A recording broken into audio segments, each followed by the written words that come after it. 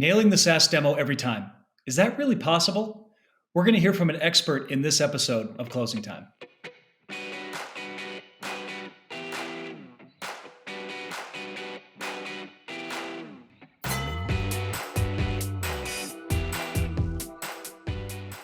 Thanks for tuning into Closing Time, the show for go-to-market leaders. I'm Dave Osborne, Chief Sales Officer at Insightly CRM, and today I'm joined by Chris Orlob, formerly of Gong, co-founder of pclub.io and Quota Signal. Welcome to the show, Chris. I'm super happy to be here. And I got to be honest, I'm tempted to bring us back to the conversation we were just having about me trying to prospect you 8 or 9 years ago. I don't know, man. I almost think we should. So before we kicked off, I was like, man, Chris, you look so familiar. Have we met? Anyway, I'll let you take it from here. It's kind of this weird small world moment that brought us together, right? Yeah, well, for everybody listening, so both Dave and I joined on the prep call, and we're like, do we know each other? Your name is so familiar, and he said the same thing to me. And he's like, well, I worked at Qualtrics in Provo, Utah for a while, and I used to work at InsideSales.com. And I was like, it's more than that, though. And so I go into our LinkedIn messaging history, and I sent him a message in 2014 trying to prospect him while he was a sales leader at Qualtrics when I was starting my first company, which was called Conversature, which eventually led me to Gong. So here we are, 9 years later? Yeah, 9 years. He finally got the meeting. Wasn't the meeting that we were hoping for. But you know what? Yeah, I've always been better at attracting prospects than going outbound to them anyway. So this is just another example of that play. That's it, man. Well, I'm glad we finally made it happen. A decade in the making. We finally got the meeting. But want to dig in a little bit about what you've been doing since 2014, right? So obviously you had a long and successful tenure at Gong, right? Helping that company grow from, I believe the numbers were astronomical, right? It was something like $200,000 in revenue to $200 million in revenue. So super impressive run. Hard to argue against those numbers, right?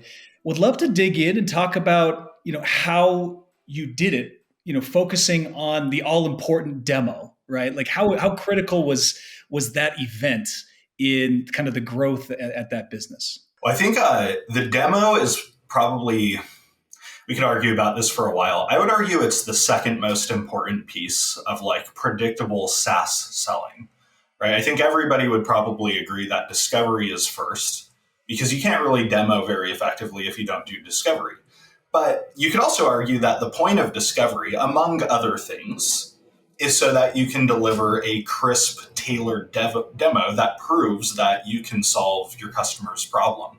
When I compare how we did demos to how most SaaS sales organizations did them, they were very product centric, right? They were making the product the hero of the story.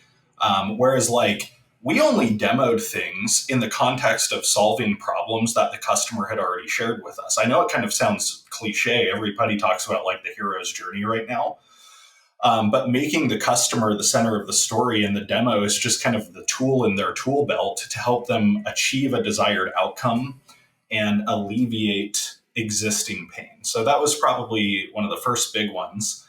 And then the second thing we did really well, we had this philosophy called solve exactly, which is the cheesy analogy we would use is you would often hear sales reps in other companies selling to a bank. And the sales rep would be like, now, if you were a hospital, this would be really valuable. And then he or she would go through a laundry list of cool features that would be relevant for a hospital, but not a bank. It's why the hell are you showing that anyway? And so our philosophy is we use our demo to solve our customer's problem on a one-to-one basis, no more and no less. And unless there's a good reason to, we don't show parts of our product that don't solve a problem that they've already talked about. Now, there are a lot of exceptions to that rule. Sometimes you have to show parts of your product that don't solve a problem directly because they give context to the parts of your product that do. But so many sales reps do a full harbor tour thinking that if they show everything, it builds higher perceived value. And all it does is deteriorates and destroys value. So those are a couple of things that we did really well. I mean, that makes a lot of sense. And as you think about what we're going to present, right? I've heard one of your tips is to show the most powerful feature first, right? Which seems intuitive, but I've seen a lot of reps maybe borrow from the entertainment industry or the movie industry, right? Where they're saving the most impact for the climax at the end, at the end of the demo, right? I mean, do you think that's backwards, or would love your perspective on that? I think it's backwards because the only time you can pull that off where you save the best for last is if you are a world class screenwriter. Right. And most account executives do not have the skills to be able to do that, where they're creating open loops and coming back and closing them and creating more open loops. Like, forget about it. Like, you're not going to get to the point of being able to do that well. And so the way we approach demos is based on the most painful thing we heard the customer share. We would solve or show the thing first that solves that big painful problem, like right out of the gate. There's no mystery to this. Here it is. And we will unravel and unpack the rest of the demo to whatever detail that you want. And so that works really well for the well-worn principle of first impressions matter. The second reason it works is you can peel back to the detail that your customer wants, not to the detail that you think they want. Right? Sometimes all you got to do is show that first thing. They're like, that's it. That's all I needed. And then some people will guide you and ask you a bunch of questions, and they're far more detail oriented. And then the last reason it works is if you've got a group demo going and they invite the executive to it and you save the best thing for last, that executive might not be in the room anymore. Right? If you got 45 minutes and you've bored them for the first 30 minutes and they're busy, you've missed your opportunity. So if you've got high value people in the room, solve their problem immediately. And if you have extraneous things to talk about after that, save that for the second half of the conversation. Yeah. It's a great point. And maybe just to take a step back, you talked about discovery. And I mean, we're talking about demos today, but I don't think you can have a great demo without a thorough discovery. Would love just maybe a 30-second overview. I know it's a big topic. We could spend a whole session on it. But your approach to discovery, right? And I imagine that differs a little bit if it's an enterprise motion versus more of a commercial motion. But would love to hear a little bit, just like I said, the 30,000-foot view of your approach to discovery. Yeah, there are a few techniques that I think about that I use pretty consistently. The first one is what I call peeling back the onion, or understanding the need behind the need, right? Usually when you're talking to a new customer, you can ask the most concise discovery question to start as you possibly can, but they still give you surface level answers. And they're not doing that because they're trying to give you smoke and mirrors. It's just they're still articulating and crystallizing the problem in their mind. And so the example that I often use is I had a discovery call, or me and one of my reps had a discovery call at Gong years ago. And we said, help us understand what motivated you to come look at Gong. And we had an enablement person in the room, and we had the SVP of sales. And the enablement person took over the conversation, and he said, we need more visibility into our sales calls. Okay, so when you think about that language, we need more visibility into our sales calls. That's not a problem. That's a solution, right? We need more visibility. So we asked him, what's driving you to crave that visibility? And he said, well, we're not very good at selling to power right now. We're really struggling with that. So now we're starting to get somewhere, but it felt a little bit tactical. So we, peeled a little bit more. And what he ended up sharing with us was a lack of ability to sell to power is creating longer sales cycles than we had anticipated, right? Where our sales cycles are 9 months. And they should be 6 months, right? We build our annual operating model such that they're 6 months. But we didn't stop there. Now we're at a problem, but it's still kind of a small problem. And so without being obnoxious, we were like, look, I get the intrinsic value of you wanting to reduce sales cycles and sell to power better. But you've probably got 100 things you could be focusing on. So what's going on in the business that's driving energy towards solving this? And notice now that power took over the conversation. She chimed in, the CRO or SVP of sales, and she goes, the reason this is so important right now is it's causing a cash flow issue for our company, right? Our sales cycles are 9 months. It takes us on average 60 days to even collect payment when we close a deal.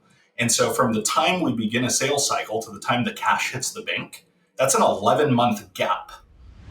And of course, we continued this train of peeling back. And it turned out that if they didn't solve this, they were going to have to go raise money in a bridge round or possibly even a down round because they're raising money to solve a cash crunch rather than accelerate their business. Those are very different fundraising situations.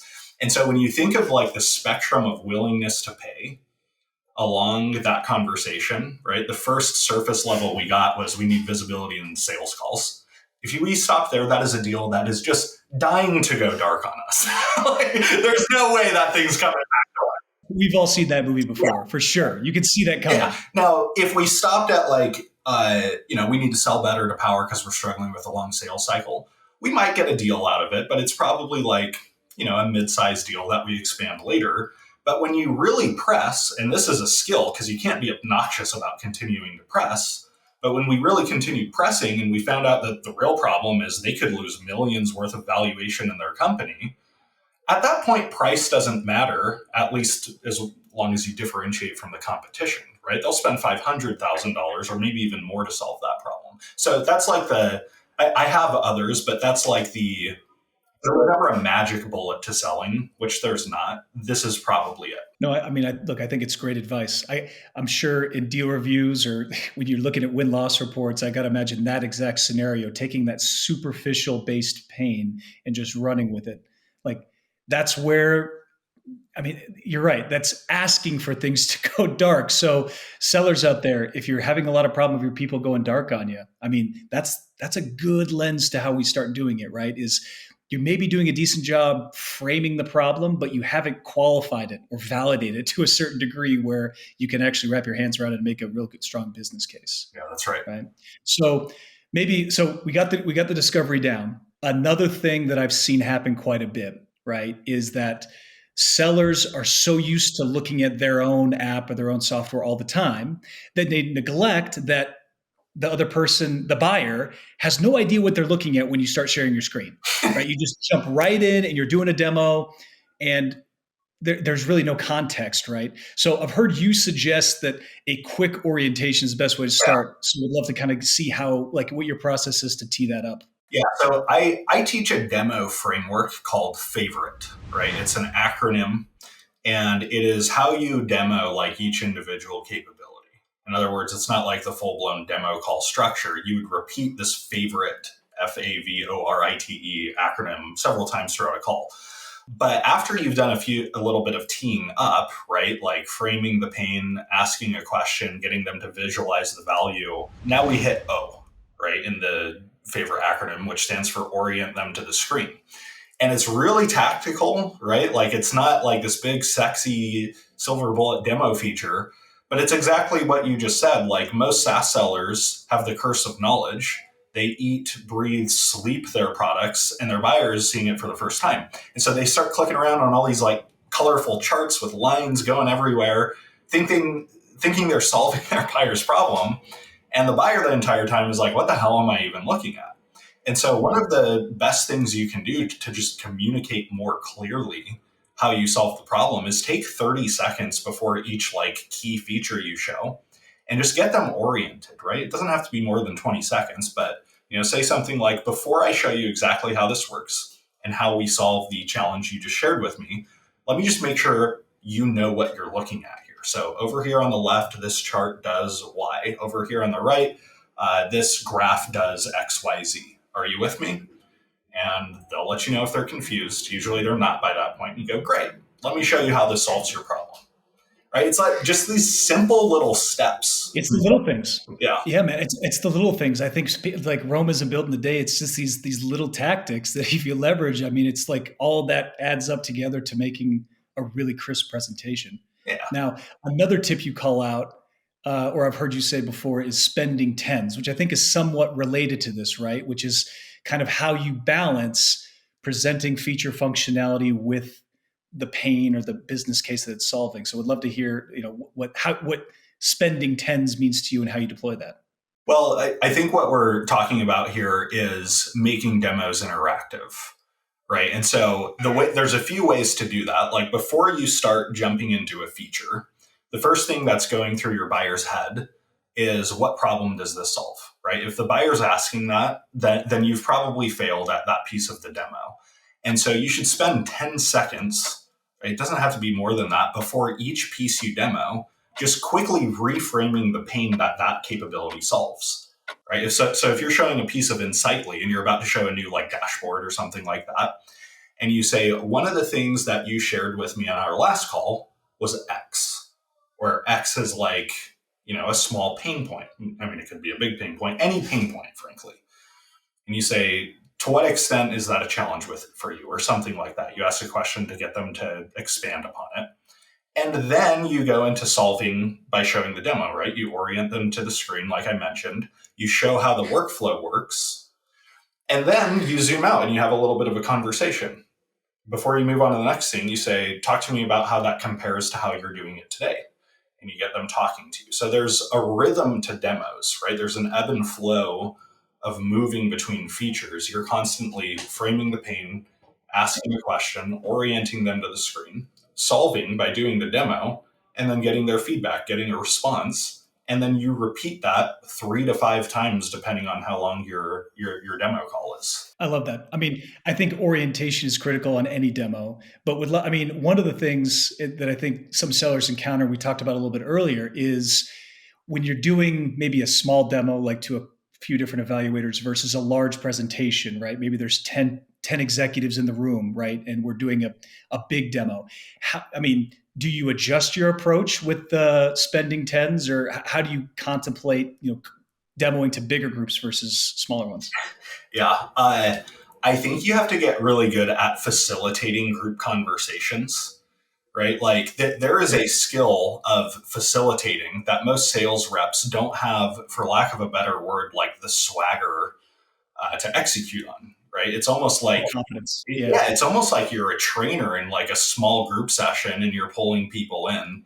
And so there's a bunch of things you can do to make demos more engaging. I think one of the first things, though, is how you set up the expectations for that call, right? Because you can go in, there's 5 people on the call. And one of the first things that you should consider saying is, we have 5 people here.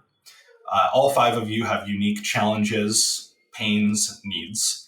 And one of my biggest concerns about this meeting is addressing all of those individually. And so I think what we're going to strive to do is we're all going to shoot for a North Star today, like something that commonly unites all of us in terms of our needs. We're going to speak to that. And assuming this resonates, then we can break this out into one-on-one sessions as a follow-up after this. So I think that's the first thing, is just expectation setting. The next is, assumingly you've had several conversations with somebody up to this point, right? Generally, you're not jumping into a group demo like on the first call of a sales cycle. If you are, my heart goes out to you. I'm sorry, I can't give you advice for that. Yes. But it's to drive engagement for the group. The first thing you should be doing is you present one slide, and it's a what we heard slide. It is, here's what I've heard from my conversations so far, right? I've talked to Dave, I've talked to Courtney, and here's what they've shared with me about the challenges they're facing. Jeff, what's your take on this, right after you summarize it? Or Sally, what's your take on this? And just getting those different voices speaking so that they feel heard, but also so you can take some of the things they say and interweave it into the demo that's to come. Great advice. And, something else that kind of popped in my head was, when you're having these big group demos, I think a great sign that this is going well is if all of a sudden that room, like, they're talking to each other, right? Mm-hmm. And then you as the seller going on mute, and they're talking amongst themselves as if you're not even there. It's like, now we've actually got the wheels turning, right? Like, this is starting to really resonate, you can tell. So it's, as a seller, it's like, you should embrace those moments. Like, put yourself on mute, start taking notes, right? But let's let that play out as long as we can, right? Exactly. Yes. It's a great buying sign. So we get to the end of the demo, right? Would love to see kind of how you kind of tee up next steps, right? Like, how do we catalyze a decision moving forward out of this demo? Yeah. Well, there's a couple of things. One of my favorite ways to end a demo is, like, you want to save some time to have some like discussion at the end of the call. Like, hopefully it was happening throughout the demo in the way you just mentioned, right? They're talking amongst themselves. But after you finish your demo, summarize like the key points you covered, because that draws people back into the moment with you. It gets them to re-engage. And then I like to ask them, talk to me about what excited you the most about what we've covered today. And I'll go around the room. Like, I don't want one voice dominating. I'll say, Dave, what resonated with you the most? Or Courtney, what excited you the most? And I'll get them start to talking, because what excited them the most can typically be mapped back to personal pain. Okay, so that's one of the things I'm going to do. The second thing is, once I've had that conversation, I have zero data to back this up. A lot of people see me as like the data guy because I used to analyze like Gong data and say, here's what the best salespeople do.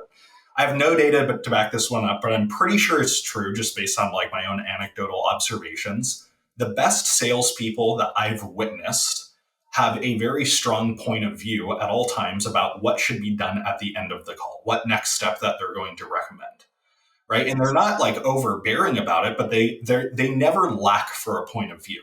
And the reason for that is selling, if you think about it, it's an act of leadership, right? So if you're a salesperson, you've worked at your company for a couple of years, you have probably sold your product on the low end dozens of times, on the high end probably hundreds of times. And so you've seen this movie a lot. Now, then if you think about your buyer, this is probably the first time they're buying your product, or if they're like a repeat buyer, maybe the second. But like knowing that's the context, who should be leading who in that situation? And yet, you will often see salespeople like end their demos on a whimper, not knowing what to do next. They're totally looking at the customer. They're like, what do you think we should do? Now, I want to be clear about one more thing. It's okay to ask your customer's opinion on what you think you should do next, but you should still have a point of view at the ready, right? Like I think the best salespeople end their calls with something like this. Look, I have a pretty strong point of view on what we should do next. Before I offer my point of view, you know your organization better than I do. Do you have any strong opinions? Now, most of the time they're going to say no, like I would love to hear yours. And when that time comes, there are three things that you should be clear about. What is the next step you're going to recommend, right? And we've already been talking about that. Why are you recommending that next step in case there's like any pushback or you need to justify it? And then who should be involved, right? Can you get prescriptive about what blend of people should be involved in the next step on their end? And are there other people on your end that should also be clear on the next or involved in the next step? If you can answer those three questions at the end of every call, you are poised to lead your customers to a successful outcome. Chris, couldn't agree more. Well, thanks so much for these tips. This has been super enlightening, really great advice that hopefully sellers out there, whether just getting started in their career or have been doing it for a long time, experienced people can take and put into practice in their own sales cycles. But that's all the time we have for this episode. Chris, really appreciate you coming on the show. Yeah, this was super fun. Thanks for inviting me, Dave. And thanks to everyone out there for watching. We'll see you next time on Closing Time.